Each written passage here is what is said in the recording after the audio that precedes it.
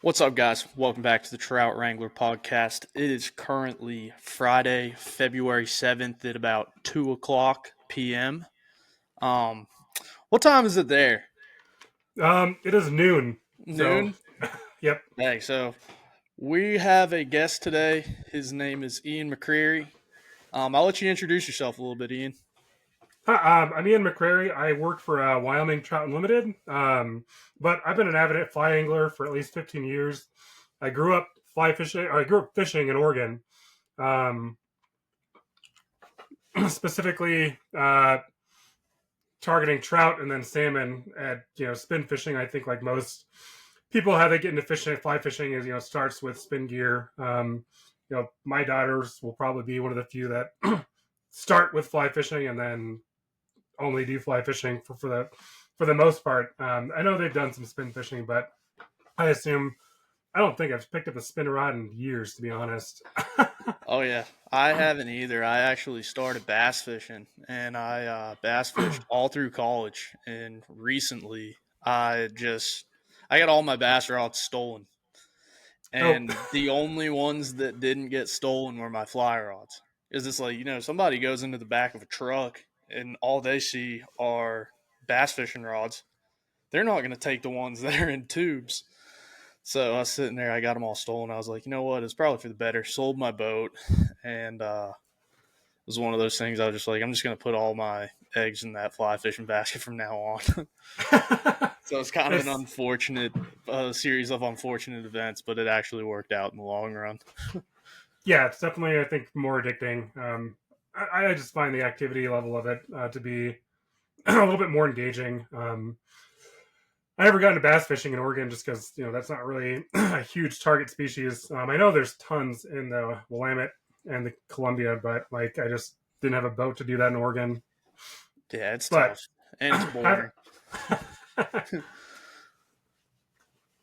But keep going. Sorry about that. I interrupted you. no, yeah. So probably about 15, 16 years ago, in my early 20s, got into fly fishing before moving to Colorado, and I think just kind of took off from there. Really got hooked into it, and it's been probably my number one hobby that I do. I think everything else that I've gotten into as far as hobby wise, floating the river in a raft or drift boat. It's just because of fly fishing specifically. Even if I'm just rowing family, I'm still looking for spots to fish, and yep, always looking for that constant itch of trying to get out. Oh yeah, it's always an itch even when you're sitting inside that just you're always like, man, I want to scratch that itch so bad. And it's like I'm from Charlotte, and it's still like a good hour and 15, 20 minute ride to the mountains, and it's like it stinks, but it's like I go as much as I can, especially in the summer. I'm up there like almost every weekend. But so let's get into the interview here. First off, you already kind of went over some of this, but what sparked your love for fly fishing, and what age did it start at? Yeah, when I was in my 20s, I right after college, some friends and I used to always schedule a year, once a year trip where the three of us would go.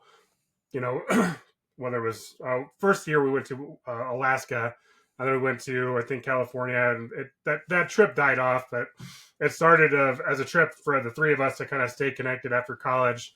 And that year we went to Alaska, I think was the first year that I wanted to go up there and fly fish specifically. So my dad had always wanted me to get into fly fishing, but was never pushy about it. And kind of picked up the rod. I actually don't have that rod with me now. I just sent it to get repaired. It's an old fiberglass rod that he handed down to me, and I just finally got around to getting old rods repaired. So one day I'll fish it again. Um, so I think that was kind of the start of it. And then because I wanted to really get into fly fishing, just for doing it in Alaska in I don't want to say purest location, but it just seemed like it would be more engaging for me because I had been to Alaska a few times in my growing up when I was 16 and when I was 8 and did spin fishing, and it was lights out and tons of fun. But I figured fly fishing would just be that additional challenge, and from there it took off. Then I moved to Colorado I lived in Fort Collins for 4 years for grad school, and that's kind of where I'd say I cut my teeth taking the deep plunge into fly fishing, fishing the Ketch and Laputa River out of Fort Collins, and then finding buddies that would drive me around the state because I didn't have a car when I moved to Fort Collins. So finding friends that wanted to go fish and fish as many locations in the state as I could. That's awesome. I actually got a bunch of buddies up in Colorado, and one of them, I forget, it's my buddy Tanner I went to college with, and he's trying to get me up there for a trip, and I'm actually trying to plan it sometime in the summer to where I can hit a late season Denver or not Denver, a Colorado Avalanche game, and then go do a little blue lining up there. But our topic today is the hatch charts. So what got you interested in entomology?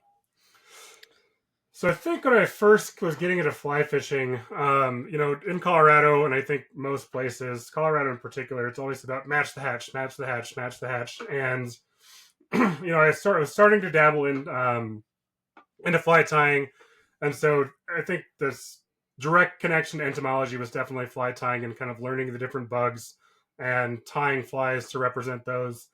But then the whole concept of match the hatch, is just kind of constantly thrown out there as fly anglers as you're kind of getting into it. And I think, that was the thing that I started looking at bugs or looking at entomology specifically to get a better understanding as to what flies am I picking and why. We have a lot of, generic flies in fly tying, fly fishing rather, that, can represent a range of stuff. I mean, so the pheasant tail is probably one of them. You can get that in, size 18 all the way to, if you really want to tie it, pretty large, and that that can be a mayfly or a stonefly in some instances. That I definitely probably use them in that kind of representation. So, I think just kind of being able to pick my flies with some good intention, but also being able to be on the river and observe what's going on.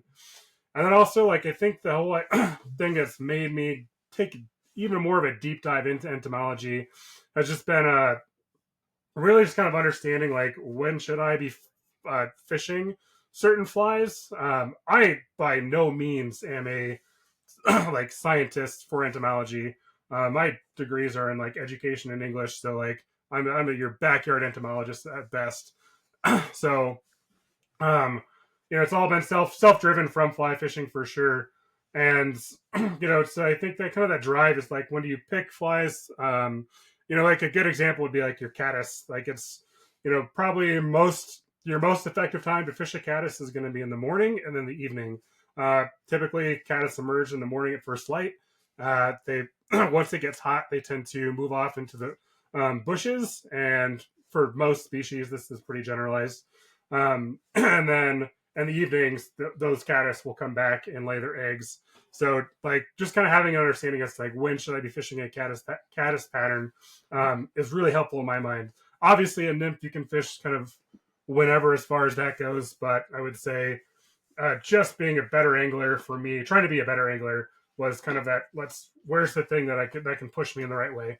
Right, and I think you sent me some of these hatch charts, so I'm gonna follow that up with a question. How have hatch charts changed over the years? And if you were to explain a hatch chart to somebody that's brand new to reading hatch charts, because personally, when you commented back on that Reddit post, I hadn't really looked at hatch charts. I was one of those guys that would just walk around when I got to the stream. I'd sit for 5 minutes and then just go and start flipping over rocks. And I'd take pictures of the flies and then I'd look them up later. And that's kind of what I've never really looked at a hatch chart until now. So I'm going to screen share this. And for some folks that aren't really familiar like myself with a hatch chart, just kind of break it down with how to read it almost. Yep. So while you're pulling that up, I think the change of hatch charts specifically, when I first got into fly fishing, they were a lot easier to find. I feel like they've kind of gone to the wayside because they are generalized, and I think a lot of people um, don't like the general information that they give, but I think they once you understand how to read them, it can really aid your ability to fish a new sections of water or new rivers with some pretty good information going into it. So the ones I sent you, these are from the Fly Fisher's Guide to I think Colorado, and then ones for Wyoming. Okay. Most states have these, and I think that the hatch charts in these books are probably some of the best because they're pretty well curated to specific parts of the river, whether it's an upper section, lower section. For the Platte here, this is, I think, my section of Platte River, which is the only freestone section. Everything else about 60 miles north of us starts becoming dam controlled. So like those sections change dramatically. The Miracle Mile just north of us is pretty heavily influenced with kind of the Baetis patterns. And then once you get to the Gray Reef, that reservoir just above it has a ton of scud. So like those three sections are completely different. And so when you start looking at hatch charts, if you Google them, if you're looking at a hatch chart for the Platte River, so to say, it's going to probably cover everything. If you're looking at like a major fly retailer online versus getting some of these more curated hatch charts. So on the left, just to kind of break them down, it's going to be your insects specifically. And then, and I know for this one, golden stone should just be a stonefly because that June, July, technically. Zoom this in a little bit. Zoomed in a little too much there. So yeah, so on the far left, that golden stone should just be a stonefly in general. We have about 7 stoneflies on our river here that kind of emerge throughout the year in different sizes. And then the first one we get is obviously going to be our salmon fly. So, and again, these are pretty generalized, even if they are closer. But on the left is going to be your insect, and then on the top you can see that there's the months. So March, April, May, June, July, August, September, October, November. Pretty much anything after November, we're looking at frozen rivers and not having much access. So other fisheries will have the entire year spread out over there over the course of the year. And then where you see those gray bars is going to be specifically when the emergence of those patterns should exist. Okay. And so the one thing I think most people kind of use these as is just a guide as to when those bugs should be emerging. But then that's kind of where the level of entomology starts to kind of come into play. So like stoneflies specifically, they come starting in June, and then they taper off through July as far as the different species of stoneflies that emerge on this river that I know of just from here. And if you start looking at that, probably in May, you're going to start seeing specifically that migration of stoneflies from, they'll start staging. So like looking at any of these hatch charts specifically, you can start kind of thinking about the emergence of those flies are going to start coming to the river or get more active as you get closer to that bar.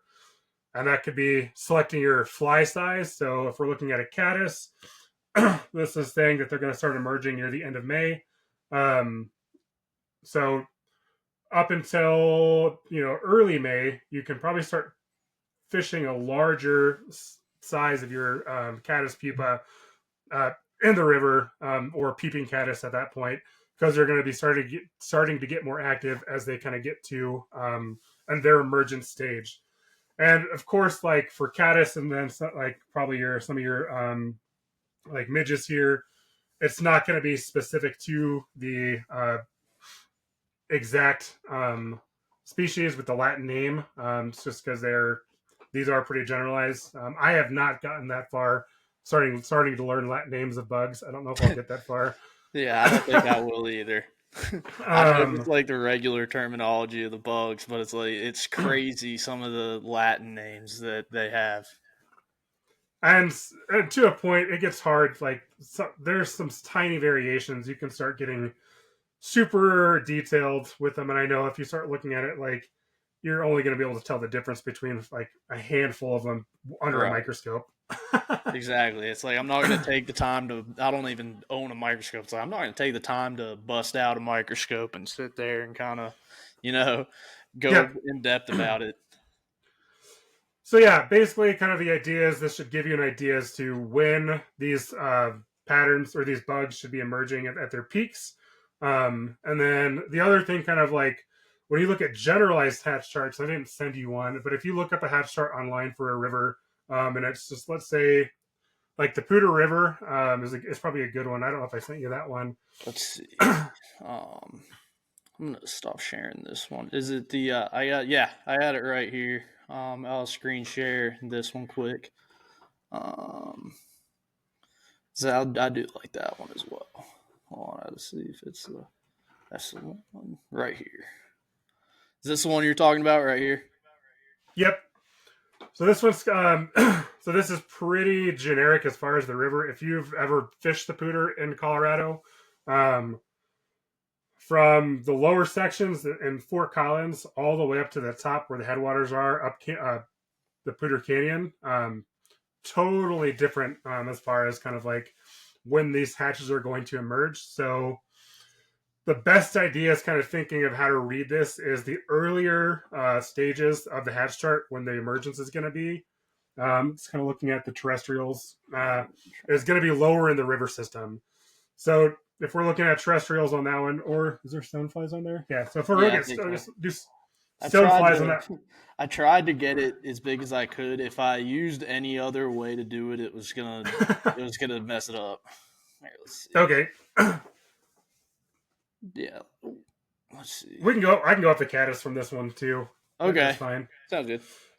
So like this is showing that the caddis are going to start emerging in June, and then they're going to taper off through September. That probably should go into October. And again, that's kind of like the knowledge of like the rivers too. That tapering off because Poudre does get an October caddis. It's not as prevalent. But anyways, that June, you're probably going to start seeing those caddis emerge in the lower sections of the river. And then by the time you hit August, late July, August, you should see that hatch across the entire stretch from the lower half to the high elevation parts of that river system. So kind of like when you're reading it too, if it's going and covering an entire river stream or section that has, a pretty extreme elevation change from point A to point B to the headwaters, that's going to be kind of another thing to kind of consider. So the earlier you are like kind of reading in the emergence, the more likely that emergence is going to be lower down in the river system, and it'll start moving its way up throughout the season. Okay. Yeah, so that is awesome. You got I think you said have something about streamers down here.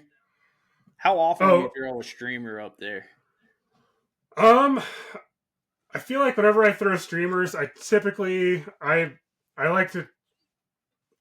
You can do it year round for sure. Right.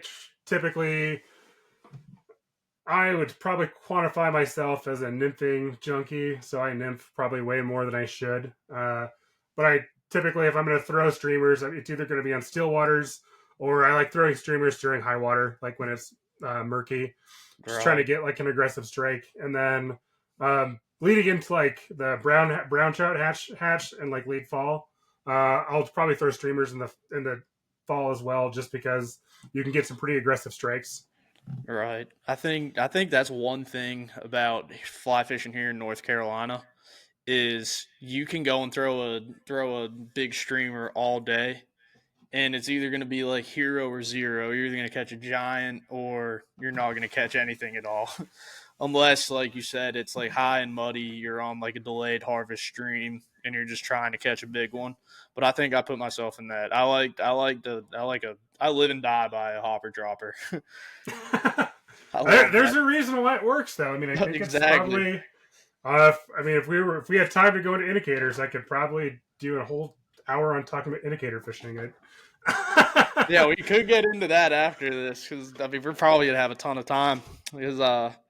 But that's one thing too. Is it's like I'm one of those guys that my bread and butter is like let's say like not a patch or upper legs, but a parachute Adams, and then I'll drop like a size 20 zebra midge under it, and Yep. I'll go and throw that 9 times out of 10. And it's like, you know what? That's pretty. It's pretty.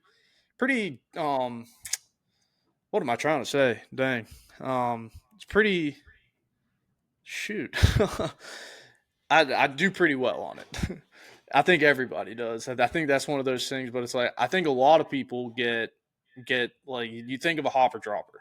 Somebody like I think a lot of people think hopper dropper, and it's like chubby Chernobyl with something under it.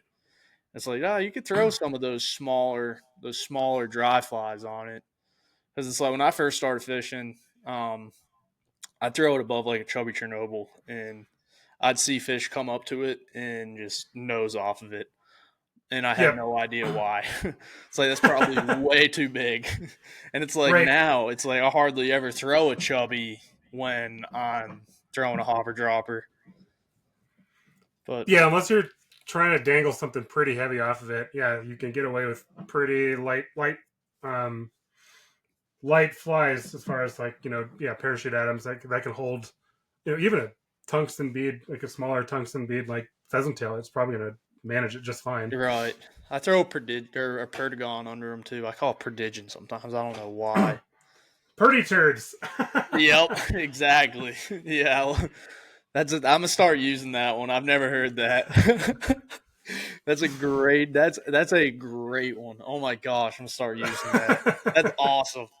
But that was great. I feel confident actually looking at a hatch chart because I tried to look at one from North Carolina Wildlife the other night on the Davidson, and I was like, I'm ready to actually learn something about a hatch chart so I can read this. But Yeah, I think they're a great resource, especially. I mean, these books, the Fly Fisher's Guide to whatever state, they have almost every state now, and they're usually written by. They're not written by the same person ever, but they're written by a local person that spends the time and does all of it. They list all the rivers. They list some of the primary lakes to fish. It gives you travel information with fly shops. Obviously, they're not always going to be up to date with information, but as from up to date when they were published. And then the hatch charts with the maps and access is like the other thing is why I would say those books are great. And as much as the internet's a great resource for fly fishing, fly fishing I still think it's probably going to be always going to have a space for analog use because there's so much information, especially like in a hatch chart when you start thinking of getting something that's specific to a local stream. And sometimes fly shops will have their own hatch chart that they share or post. I think, and you asked about like kind of the history. Hatch charts, I think, were kind of the first, main thing that most fly shops, would have those kind of available for their river system. And what I've kind of noticed is it seems like fly shops then switched from hatch charts to having their fishing reports. right, I think I've seen Regular. that too. And then I've started to notice that fishing reports have gone to the wayside just because. And like I didn't guide in a shop that had a fishing report because I guided for a guest ranch. But like I've noticed most fly shops nowadays, their fishing reports, if it's online, they don't update it all Yeah, but they like don't once. update them at all. At all. Like I think the emergence of all that stuff like fish like part of me it's like I like that more people are getting into fly fishing, and I could talk for hours on this. I like that more people are getting into fly fishing and stuff like that, but I think the emergence of stuff like social media or like Fish Brain, that app, Yep. everybody posts all that stuff on there, and it's like, don't get me wrong, it's good, but it's like you're putting a pinpoint dot on a place you caught a nice fish. Next time you show up, there might be 10 people there, you know? Right. And I think that's a big reason as to why a lot of those reports have kind of dwindled away, is because that stuff, like those shops, all that stuff's already out there. Right. And it's like if it's not, you can get it from somebody else. And it's like I'm one of those people. It's like I'm not gonna tell you a pinpoint dot where I caught a fish. But it's like I'll lead the horse to the water, but I'm not gonna let it drink right from Yeah. where I'm at. But I think another thing, everything's got an app now where it's like, you can have like a bug identifier where it's like you flip over a rock and you shine your camera down there and it identifies every bug on the rock. But it is crazy how advanced technology is starting to get and how it's influencing like the fly fishing world. It definitely is, and as much information as we have, yeah, I still think books will probably always remain king in my mind, just because Same there's, here. um, you know, looking on Reddit, people ask about blue lining, and I always try to divert and tell people like, go buy a gazetter. You can scan a gazetter so much faster than like looking through scrolling around Google Maps. Right. If especially if I'm fishing a new area, if I were to go try to fish a new area, probably let's say I was going to go fish in Oregon, I have this fly fishing resource book. I would probably um, go find my gazetter for Oregon and identify where I wanted to go camp and fish based off that. Then I'd probably divert to this book um, based off the river system and see kind of like what I needed to tie or prep as far as flies go, looking at the hatch charts, and then go from there. And of course, like if I'm going to do some blue lining in an area, then that's when I'm going to go divert to Google Maps to get a better idea as to like, okay, this is what things look like, in detail as far as like when when that last satellite image was taken, which is great. But yeah, I can do a lot more research and a lot faster research on analog before I get to. Right. If I'm going blue lining now, I like it's hard, really hard to blue line here in North Carolina right now because of Hurricane Helene. If I look at any satellite picture, it's not going to be anything Oh, like yep. post Helene. And everything has changed so drastically, and it's still hard to get up to some of those big native trout streams that are up there. There's very little. You got to go far west. Um, but it's even like it's crazy. I've seen people sit there and they're like, you can go on to Google Earth and click most recent, and it's like that's still a image from last year. It's not like it'd be different if it was like a month ago. But Yeah, I think my local mapping by me is probably 10 years ago. dang, that's crazy. But I saw that you said that you work for Wyoming Trout Unlimited. Yep. What are your duties as a Wyoming Trout Unlimited state coordinator? So I work with local chapters and I work for the state council. So one of my primary jobs is to help the state council with their fundraising efforts. With their end of year appeal letters to volunteers, and then kind of looking for grant opportunities and funding for the state and their state projects. And then they also schedule their biennial meeting and then kind of do the coordinating for that as far as getting speakers and then advertising for that. And then for the chapter level, I help chapters directly with outreach, whether they need to have assistance with programming or if they need help with like developing advertising. I spend a lot of time on Canva, making flyers and stuff for chapters. I've been spending a ton of time on Canva these days. Get Pro, it's great. I I highly have it. recommend. It's unbelievable. It makes it so much easier to do I do like thumbnails for all my videos and stuff like that and stuff for different things. I like when I send you the episode later, all my thumbnails and stuff are done on Canva. Yeah, it's so much. It's so fast. It's a great tool. But yeah, so it's a lot of direct work with volunteers and helping them with their chapter stuff, and it also lets me. I have to travel around the state a lot, so benefit for that is the travel. I'm not working 24/7, so if I get up early, I can go fish in a new area in the state, or Yeah, fish in the evening in a new area of the state too. So there is a good perk to that.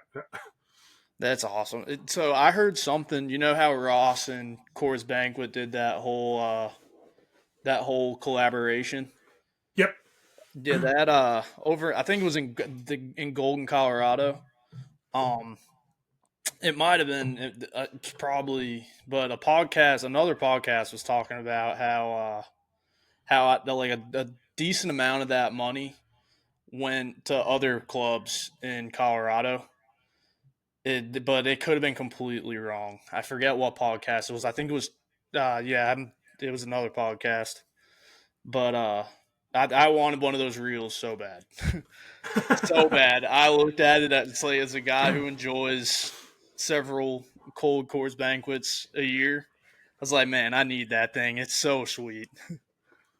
Yeah, I that's got some more on the national side, and I know there was a good partnership between someone from TU, the national side, and then knowing someone from Coors and also Able for that. But yeah, those partnerships are one great for TU, but also finding access to some of those specialty reels and rods, things that are made.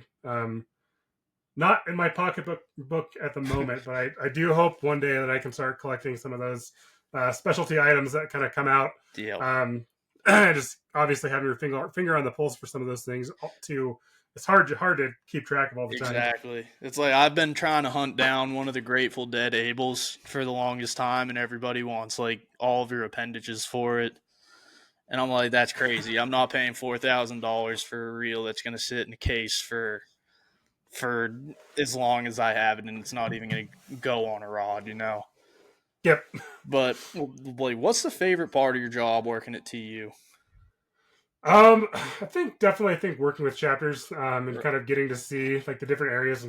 Every chapter is different, and their needs are different too, which is pretty like I would say pretty fun and engaging. Just because like day to day, if I'm working with my local chapter or working with a chapter in Evanston or Thermopolis or Cody, like their needs are totally different. So like when I get someone reaches out to me for something, my day is not the same each day. So there's not anything that's like I'm doing the same thing over and over again.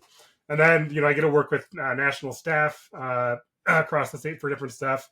Next week we have Camo at the Capitol, which is put on by the Wyoming Wildlife Federation, and we'll be attending that with about 17 different volunteers from the state to go lobby for some of the conservation efforts that TU National is concerned about in our state.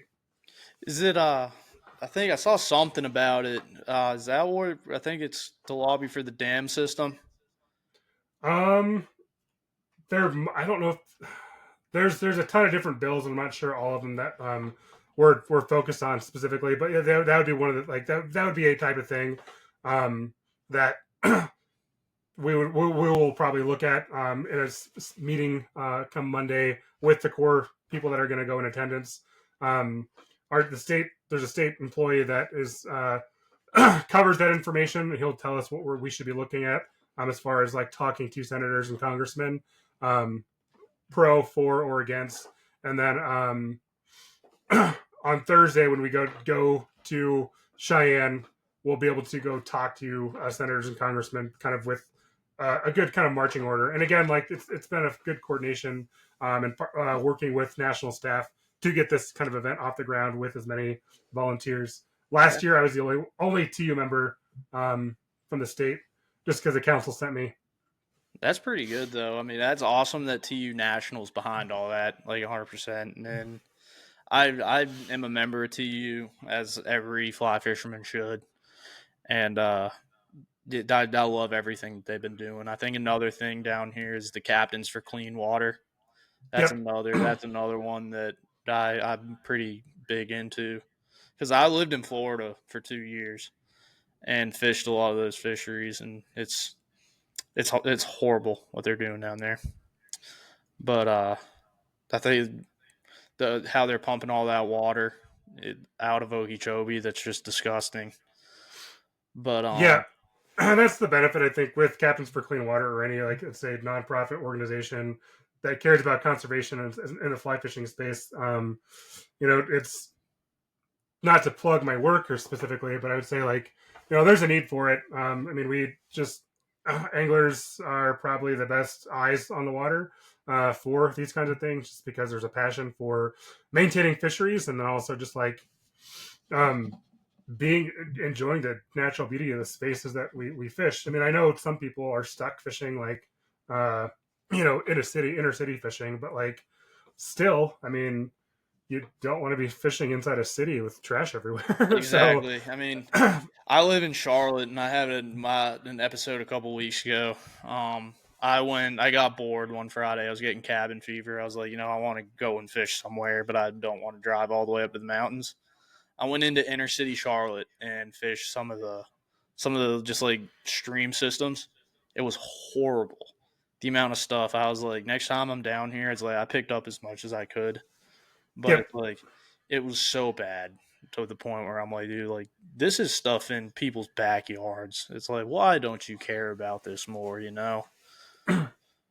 But Yeah, and it definitely takes, I think, anglers, to kind of start being the voice for that resource, and it's great. I mean, I think the fly fishing just community has a pretty good finger on the pulse. I mean, and it's not to say that spin fisher or bait fishermen don't. I just it doesn't seem like as large as a community, and that's probably because I'm on the outside of it, not really doing bait casting or bait fishing. right, I think as a whole, I think the fly fishing like the whole fly fishing as a whole seems a little bit more tight knit to the point where it's like if you're out on a stream, there's you got your like pardon my French, you got your assholes here and there, but it's like 95% of the time when you encounter somebody on the river, they're a nice dude.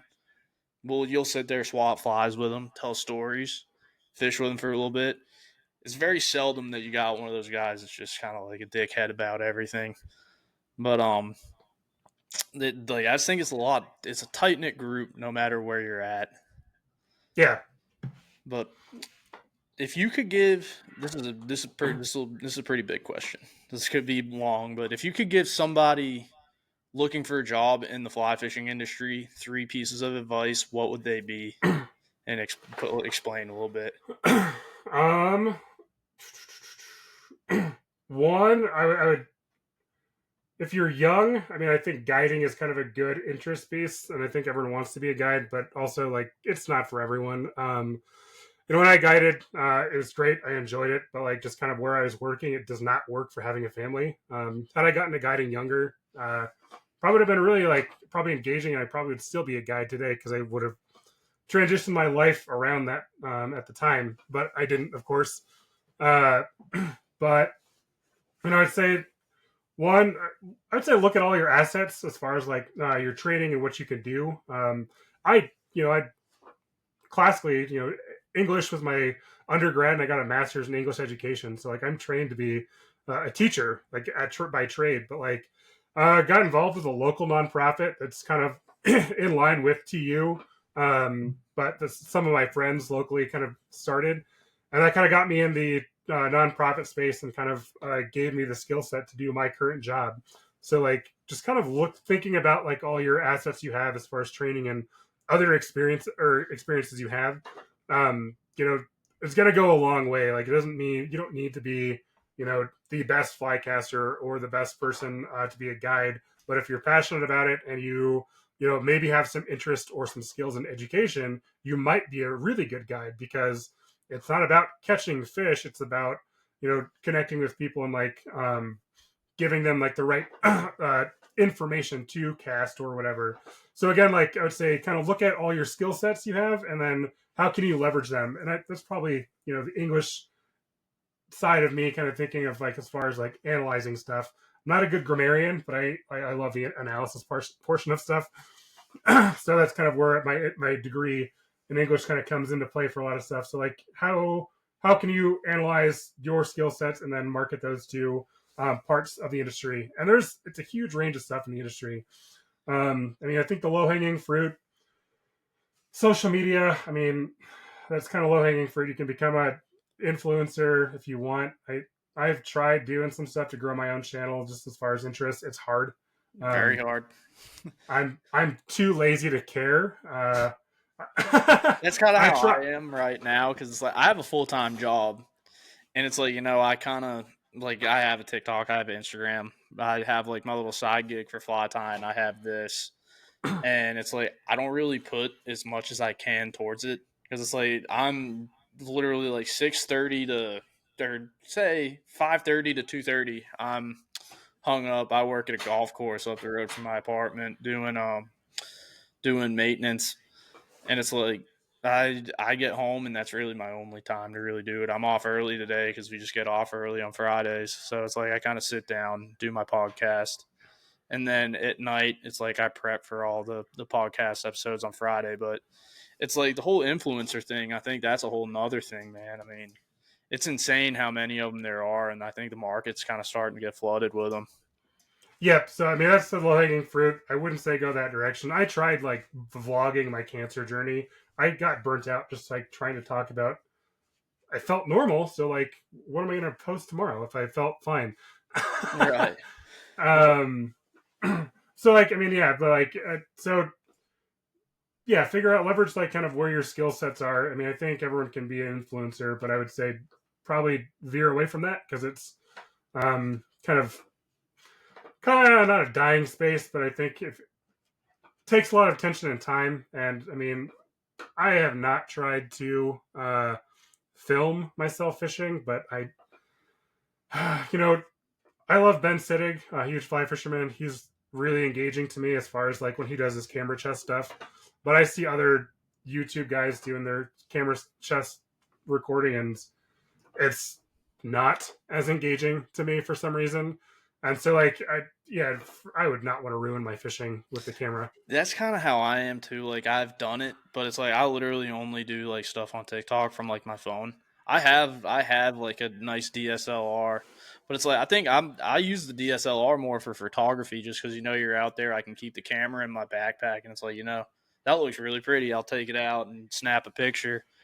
But I kind of like if I go on a trip, I'll go. I'm like, you know what, I want to film stuff. Like I got back from Aruba a couple weeks ago. For example, like I got there and the wind was blowing its ass off the entire time. And I was like, I got an 8 weight with me. I should probably have a 10. So, I'm just going to wait around and hope I catch a fish and drink cold beer the whole time. But I ended up catching a couple tarpon, but I worked hard for those tarpon.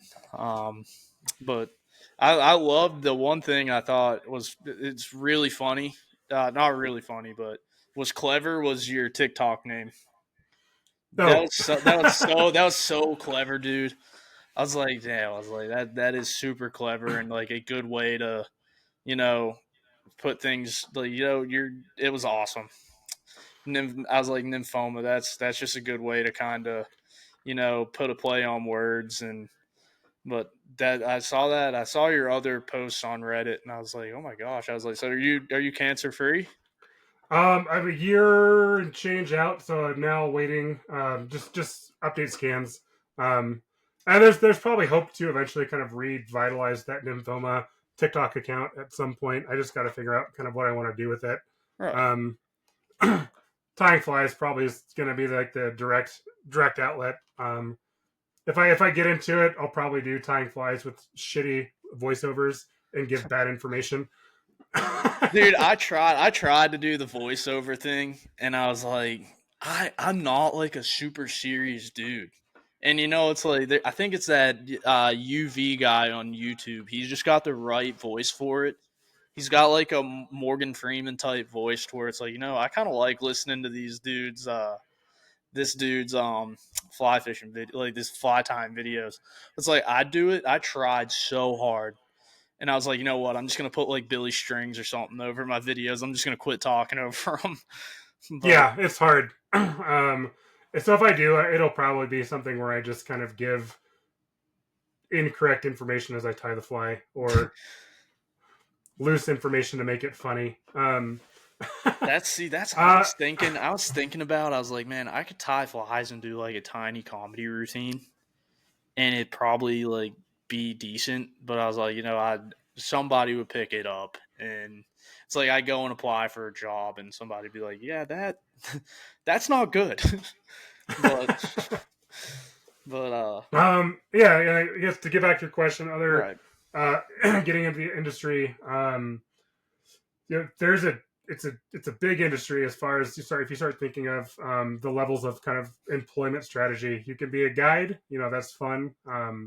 Also, it's taxing on your body and time wise.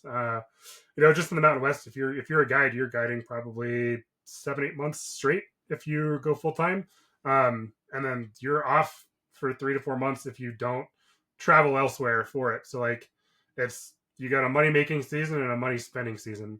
You got to be smart with that. So kind of one of the things to kind of be weary of, but that's just like using your body, using your knowledge, if you want to do that. But I mean, there's, you could get into, there's marketing, there's all sorts of marketing jobs for, Sims, Orvis, different companies that sell stuff. So there's marketing, there's, it's like any other industry. So you can really kind of find a niche with what your skill set is, and then not just be like, I have to be fishing. There's a ton to do in this industry if you want to get into it. And it doesn't, just the added is you get to do the thing you love doing, which is fishing, or talk about it at least. And yeah, I think the third thing would say just keep yourself to diversify your skill sets and knowledge of it. I mean, I've been getting into saltwater fishing, not that it's going to help me as far as trout fishing or with TU in my role, but at the same time, as things get more and more dire with our rivers and our oceans, I got to imagine having that cross knowledge of saltwater, and then understanding of different nonprofits like Captains on the Water. Is that the name? As I say that right? Yeah, Captains for Clean Water. I believe Captains for Clean Water. Having that kind of cross knowledge of different industries or nonprofits caring about the same stuff essentially is going to be useful, because I think we're going to start seeing a need for kind of cross work between different organizations looking at different stuff. Right. I look at some stuff from the Bonefish Tarpon Trust too. I think that's another good nonprofit to look at if on the saltwater side is Bonefish and Tarpon Trust, and then the Fly Fishers International. Yep. So yeah, being diverse, whether it's where you spend your time, but also kind of how you learning your skills in the sport itself too. Right. And you can always start tying flies and selling them. I tried that once and that was terrible. That's the first job I got fired from. That's I'm kind of doing that now. I sold very little. I went to a show last week, and it was mostly like a bass fishing show. And it was the same Friday and Saturday as the Atlanta fly fishing show. And I was like, yeah, I could have gone to the Atlanta fly fishing show, but the deal that I was given on the other show, I was like, I couldn't really do that at the Atlanta fly fishing show, where I'd have to pay for a table and all that stuff. So it's like, I'm trying to sell some stuff. It's tough because, dude, everything, you can get the same thing from 1,000 other people. Like Big Y Fly, I think, is another big one, but I think it's just you could get say like a zebra midge from anywhere else. You go down the road to Bass Pro Shops and get a zebra midge, and I think a lot of people would rather go do that. Yep. If you want to tie flies and sell them, I haven't done it yet. I have let me find it. This is like my obsession with Pat's rubber legs. Oh, dude, I love Pat's rubber legs. As far as kind of I'd say kind of pushing into that, like tying flies, I've thought about doing it, but I also just want to keep this pattern to myself. I have my own variation of material use for it. It's pretty deadly for me, and I tie it super heavy so it gets down with minimal weight. I've thought about bringing it to my local gas station and having them just sell it for me. I know the guy that runs our general store over in Riverside. He would probably happily do it for me, but I also just don't necessarily want to share that pattern too much. Right. That's kind of how I get with some of that stuff. And it's like, once you let that pattern out, 1,000 other people are going to take it and go and sell it too. I'll if you're on the river and you're struggling and if it's working for me that day, I'll happily give anyone that fly because I have a million of them. But yeah, I haven't pushed myself yet to wanting to just have a local shop or a local gas station sell a pattern for me, because I'm pretty sure they would. Even our fly shop in Saratoga would. The owner there, I know, I'm friends with him. He probably would be happy to put a tray out for me and collect cash for it. But It's again, it's if tough. you're a kid, I would definitely say that's probably a good avenue. If you're in middle school or high school and you just like tying, I would definitely say work with a fly not fly shop, but work with your local store that would be willing to sell flies that you tie. I think that'd be pretty worth it. I think there was a few years ago at one of the fly fishing film tours, there was a video on a kid that did that.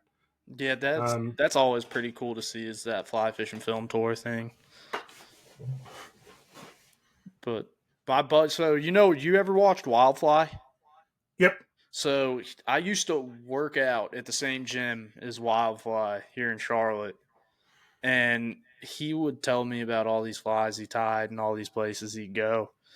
And this was when he was like small, where he was making videos on like a flip camera or like his phone even.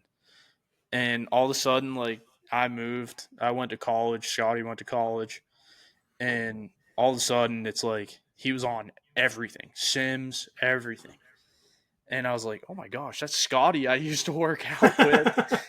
And he was just up here in Boone doing I think it was like the High Country Homecoming thing he did. And I thought about going. I just didn't have time. But I love going to things like that. But it's like, kid, like that's a perfect example of a dude. Like he got into that YouTube scene so early to where he was like 15. I think I was probably 18 working out there. He got into it when he was 15, and you're like, and he just blew up.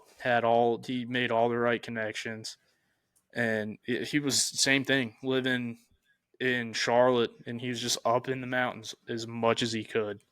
Brought a camera with him. I was like, that's unbelievable. I was like, and now looking back at how big he is now, Yep. it's unbelievable. But, I don't know if I want to get into filming, because then you have to catch a fish. Right, that's kind of how I am too. It's like it'd be mighty disappointing if it's like, the one time I go out and I'm like, all right, I'm gonna film this entire day, and it's like I fall in the river, I'm miserable, and I don't catch one fish, and it just turns into me trudging in the water and the sunset picture at the end of the day, and I put in all that work, and Yep. I'm like, man, I need to be, if I'm going somewhere and I'm actually going to film, it's like, I have to actually try and like really actually go and catch a fish. And I was like, it's like gambling. It's like, you're going to go up there. Like I had a kid who bass fished. I got him into fly fishing. He's a YouTube guy. And he texted me. He's like, hey man, he's like, can you bring me up to the mountains and get me some fly fishing footage? I was like, yeah, man, let's do it. We went up there. We only caught one fish the entire day. We got up there, rode 2 hours up the mountain, showed up. It was high, and you couldn't even see the rocks in the bottom of the river. And I looked. I was like, we might have messed up. We might have messed up. I was like, it's gonna be a long day. But before we wrap it up, I just wanted to ask you, what's the best fly fishing story you have? Best fly fishing story. Oh, geez. Now you're putting me on a spot. Oh, I guess it was in your notes.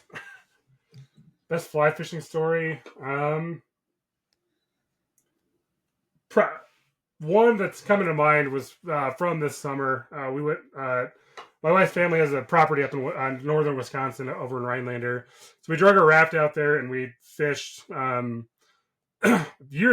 years prior to, we took a guide trip on it, so I kind of knew the section. And then this past summer, we brought our raft so we could do it ourselves. And I couldn't get a hold of the guide. I know he retired, but offered to take me out a few times just for fun, because he was done guiding. Never got a hold of him, but we had our raft and we went on the upper section a few times, the lower section a few times. We did the whole trip. I think twice over that week or 2 weeks we were there. And the upper section, throwing streamers for smallmouth, just, it screamed there should be tons of smallmouth all around. You're just standing on the front of the boat, you can see the rocks, you can see just the different structure they could be hiding under. They'll just pop up, and we kept going up there and like nothing. I'd maybe get a smallmouth to kind of pop up and either chase or I'd hook 1 or 2 fish and nothing. And it was our last day. We did the whole trip, so we did the morning, the upper section. I probably had 2 eats up there, and then we got to the lower section, and I was just getting frustrated. I had a few follows, nothing really on in the boat for the day. That pretty much at that point, maybe 1 fish. Had lunch, and then we go back, set off to do the lower section of the river, and I'm just to the point like I'm just getting nothing to come after my fly. So I said, screw it. I'm going to take this gigantic fly that I'm pretty sure is not going to work. And it just was an oversized, like 2-aught perch fly. Kid you not, probably every other cast, I just started getting action. Just for the rest, I got so beat up, the false eye popped off of it. It just got just mangled by fish, and it was just like, just turn of my day. It went from being pissed off, wanting to throw a rod, to finally having fish. And I guess probably another one of my best stories would be fishing with my friend Zach. And I'm going to tell him to listen to this podcast because he is the worst net man in the world.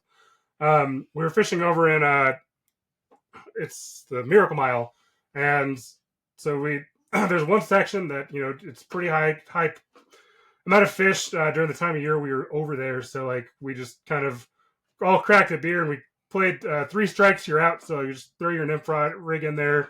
If you miss a strike, it's strike 1, strike 2, strike 3. Yeah. And if you catch a fish, you caught your fish and you're done. And Zach's fishing, his first time he goes up, he breaks off his rig. So he's up, he's in the penalty box, next guy up. I catch a fish probably in a couple minutes. So I'm out.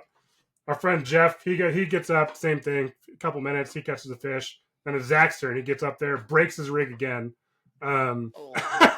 Dude. So we go through the ringer again, and same thing. I'm in quick, Jeff's in quick, Shrey's back up to fish.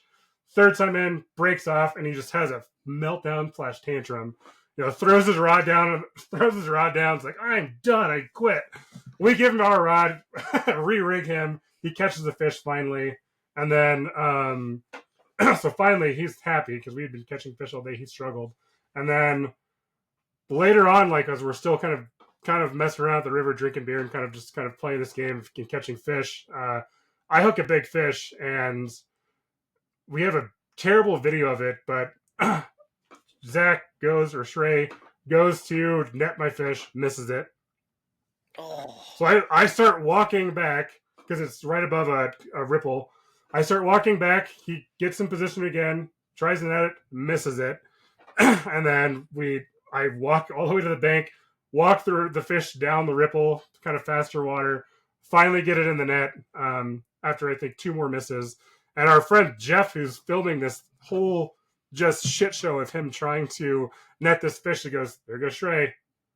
He missed the fish. Oh, Shrey missed the fish again. Oh, he missed it again. And then finally, like once we get the fish, so there's a good photo of me with this fish we finally land, but just like his terrible net skills. dude. I had a buddy that's like that.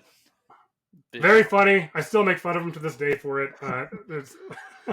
That's awesome, dude. I've never played that 3 strikes you're out game. I'm gonna have to play that with some of my buddies next time we go. If there's a section of river that there's just always surf fish there, they're just gonna be there for whatever reason. Just high concentration. It's fun because you guys, 2 of you can sit there and shoot the shit and drink a beer at a time, or 3 of you can, and then everyone's kind of engaged, but still fishing, but also not fishing. Yeah. That's awesome. I'm gonna play that. I mean, I have a spot where you could probably play it too.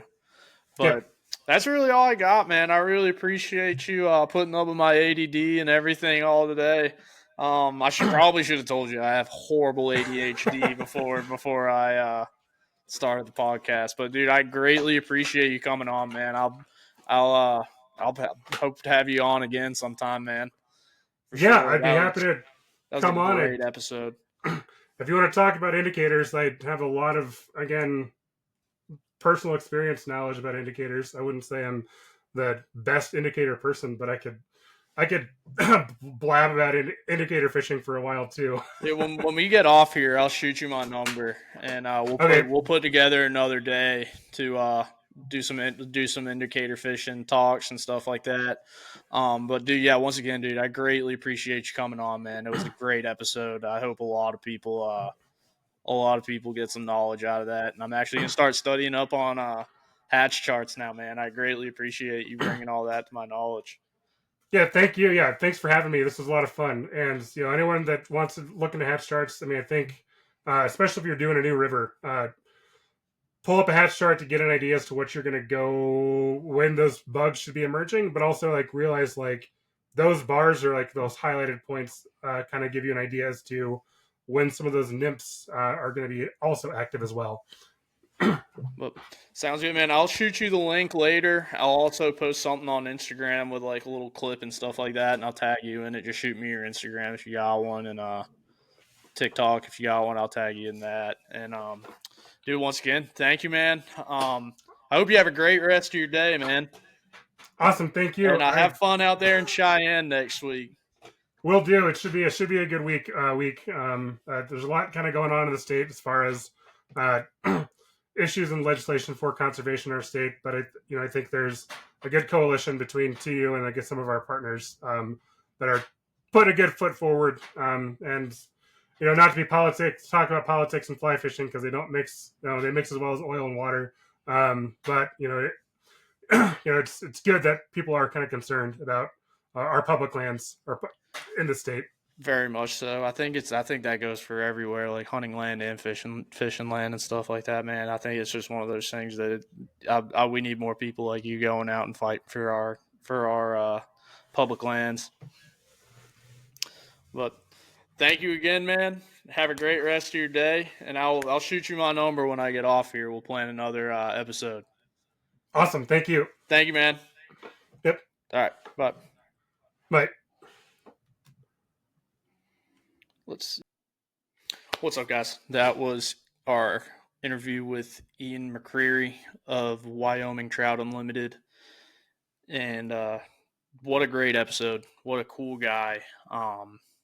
Just has some awesome information about hatch charts and just a good conversation. But before we end this episode, I have a few more announcements to make. We got a few questions to answer today on the Q&A part.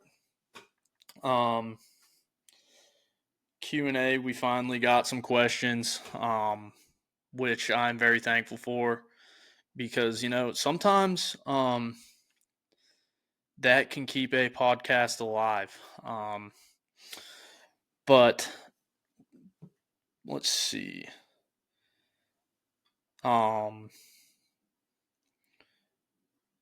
Nolan on TikTok submitted the question, where do I get my fly tying stuff?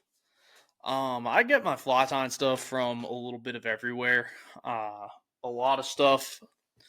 I get all my tools from Loon Outdoors. My materials come from everywhere. I got actually some of my tools. It's actually acting as my mic stand right now. I get some of my stuff. I duck hunt. A lot of my buddies duck hunt and pheasant hunt. So I get a lot of my just like regular fly, like my stuff, my feathers from. These are actually from my buddy Gavin. So shout out to Gavin, the boy Moondog. He got me a bunch of these wood duck feathers, and I actually use them to tie feather treble hooks and a couple other things. He also got me a bunch of marsh hen feathers when he went and blasted some of those in Charleston. But regularly I get my a lot of my stuff, hooks, everything like that, Bass Pro Shops. I order a lot of hooks online. Some of my stuff, I get a lot of things from Fly Fish Food, Avid, Avid Max. I get stuff from, I get stuff from everywhere. Yellow Dog. A lot of stuff I get from Amazon. Amazon is a very slept on place to get fly fishing material. I'm put my mic stand back up because I can feel it not being loud enough. But yep, Amazon is very very slept on for fly time material and stuff like that. You can get that stuff there a lot cheaper, and you can get some of it in bulk, which is very nice. Where did I get? I'm trying to think of where I got these beads from. I think that might have been Avid Max. There was another one I got from a really good place, and I'm gonna have to bring up a receipt on the email right now to tell you exactly where I got some of this stuff. I have a sticker from them too. I should know where I got this stuff. Um, let's see. I've already looked up where it came from. I've also Dakota Angler. That's where I got the beads from. It was Dakota Angler. I get some stuff from Togan's Fly Shop. And whenever I am in an area where I know there's a fly shop, I'm gonna stop. It's I'm gonna stop and get either materials or like a hat or something like that. Um, I know I've got some of my time material from Davidson River Outfitters. I've got some from Headwaters. I got I got some stuff from Brookings. I do a lot of my stuff online. I really only try to go to Bass Pro if I really need something, and I find myself going to Bass Pro even if I don't need anything and paying a little bit more. Sadly, but it's convenient. 5 minutes up the road, so it's hard not to go to Bass Pro. Um, but that was the answer to the question from Nolan. Thanks for submitting a question. Um, that's a very good question, but just for something like that, look up what you need and don't be afraid to go through like 5 or 6 different websites. Once you find a website that you like, you'll just be a repeat buyer. Just bite the bullet. You'll be your repeat buyer. So just there, and you never have. There's no such thing as too much fly time material. Like that all back there is full of fly time material. It's just wow. Sorry about that. I'm gonna mark that because that's gonna make somebody go deaf. But there's no such thing as too much fly time material, in my opinion. My girlfriend and my mother would probably beg to differ, but yeah, no such thing. And anything you buy, you'll always end up using. But you can also find a few things from that you can get a lot cheaper. Like I get my mott fly chenille. There's a video on my TikTok. I get my mott fly chenille from the dollar store. Go and buy your run of the mill chenille car detailing mitt, and that's how I tie my mott flies. It's just from $1. They're literally $1 at Dollar Tree. I buy 5 of them, and I can tie 100 damn mott flies with it. So there's little things like that you can figure out, and it makes some of that stuff a lot cheaper. Let's see another question we got here. What got me started in tying flies. I think I've told this story one time before. This is from user 402-333-433-7789. I believe it is my old boss, Cliff. So, Cliff, thanks for the email. Thank you for the question. But what got me into tying flies? As you could imagine, working in the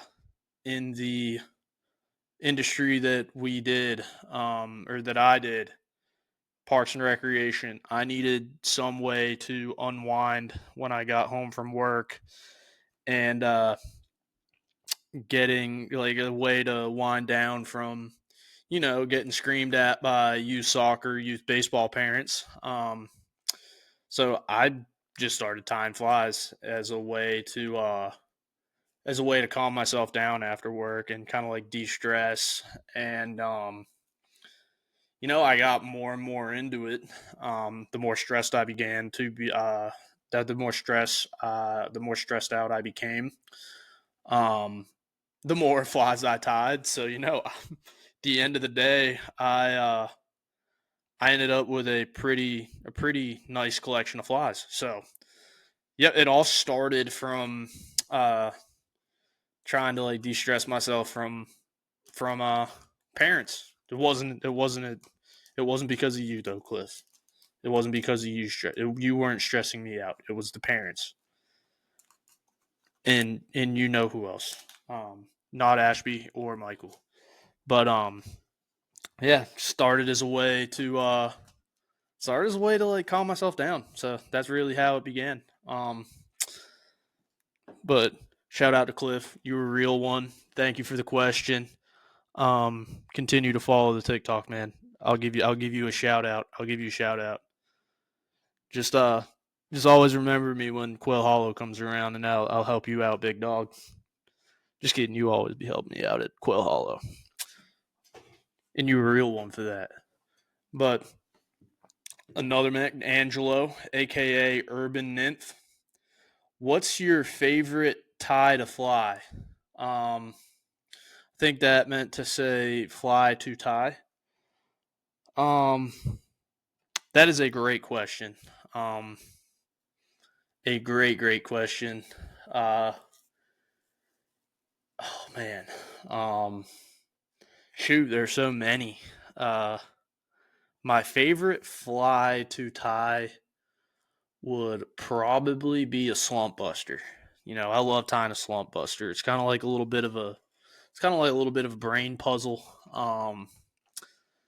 And I sometimes like a brain puzzle, but sometimes my brain ain't too strong.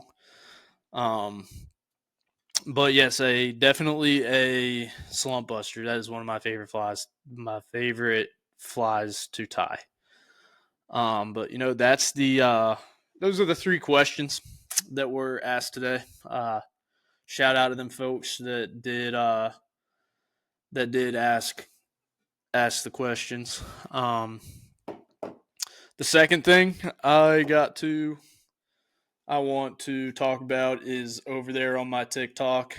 I'll link it in the description. I got a giveaway going on with some awesome products from some great companies. So I'll just showcase some of it, but run over there to the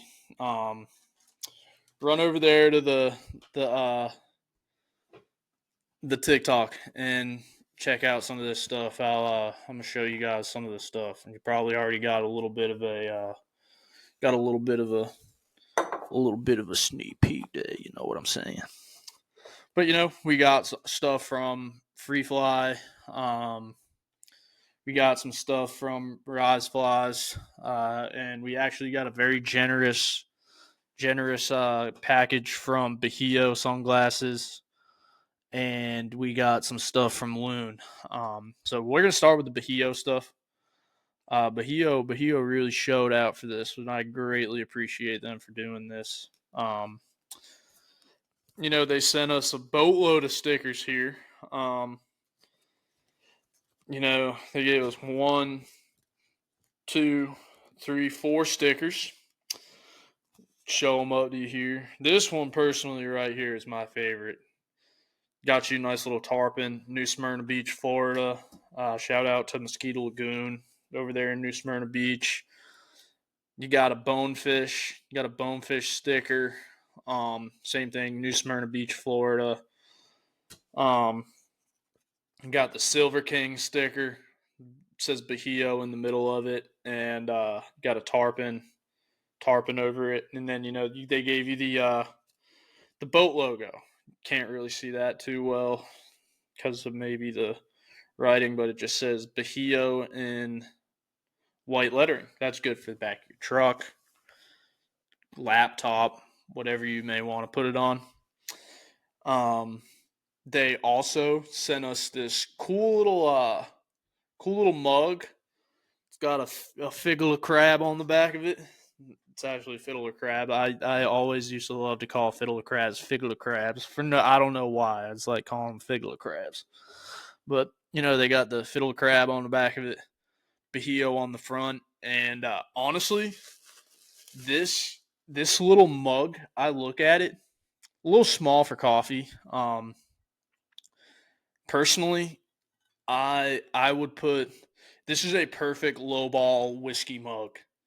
Perfect. You like drinking straight whiskey, straight bourbon. This little mug right here is perfect for it. Perfect. You might maybe a little bit of I don't really mess with it, but a little bit of that shout out Sabrina Carpenter, that espresso. That would actually be copyright if I played that song right now, so I shouldn't be doing that. Yeah, nice little mug. Shout out a little bit of that. A bit of that me espresso. Stand up. Where all my Sabrina Carpenter enjoyers at? Don't lie. I myself am a Sabrina Carpenter enjoyer. In the Bahio Me Espresso mug, but to top it all off, like I said, Bahio really showed out for this. They sent a hat. It's pretty cool. Look at that. You got a little bald eagle with a fly rod on there. I thought that was pretty damn sweet right there. That was pretty sweet, but shout out to Bahio for real, man. They killed it. Oh man, I just dropped the other ones. Picking them back up. We got some stuff from Loon. They sent a sticker that is actually sitting down in. See that snag? Loon sent a sticker and a thing of fly floating, and that is actually sitting at the Amazon locker down in the leasing office of my apartment right now. So, shout out to Loon. You got you a Ergo Easy Cutter.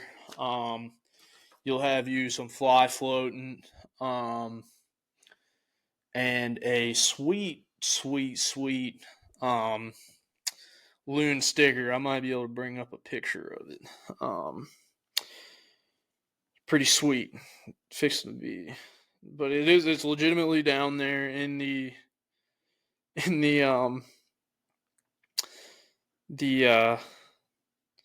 leasing office right now. I gotta go down there and grab it here pretty soon, and I will be grabbing it pretty soon. Yeah, check out this sticker, man. This is a pretty sweet sticker in my opinion right here. Come on, load. I'm just gonna show it here. Check that sticker out, man. That is the sticker. Loon Fishing with Confidence. I think that sticker's pretty sweet. And then, from me here at little Rise Fly Charlotte, got y'all a sticker, a little Rise Fly Charlotte sticker, little Rise Fly Charlotte koozie, Trout Wrangler Podcast on the back of it. And then I also got y'all a few flies. Check that out. Got you a chubby Chernobyl. Got you a zebra midge. Got you a hollow Z midge. A white woolly bugger. A olive woolly bugger. And then you got your stimulator up there. If you're a saltwater angler, I'll get you some saltwater flies. I got some crazy Charlies, Viverka shrimps, Koga's bonefish flies, Clouser minnows. I got all sorts of stuff. So we can interchange there with some saltwater and freshwater flies. So if you win and you're a saltwater angler, I got you. We prepared for that. But top it off, Free Fly sent us a sticker, which brings me into the next announcement. Happy to say I am partnered with Free Fly. A great company. As you can see, I got the hat on. I'm actually wearing a pair of the Breeze pants right now. And these are some of the most comfortable pants I've ever put on my ass.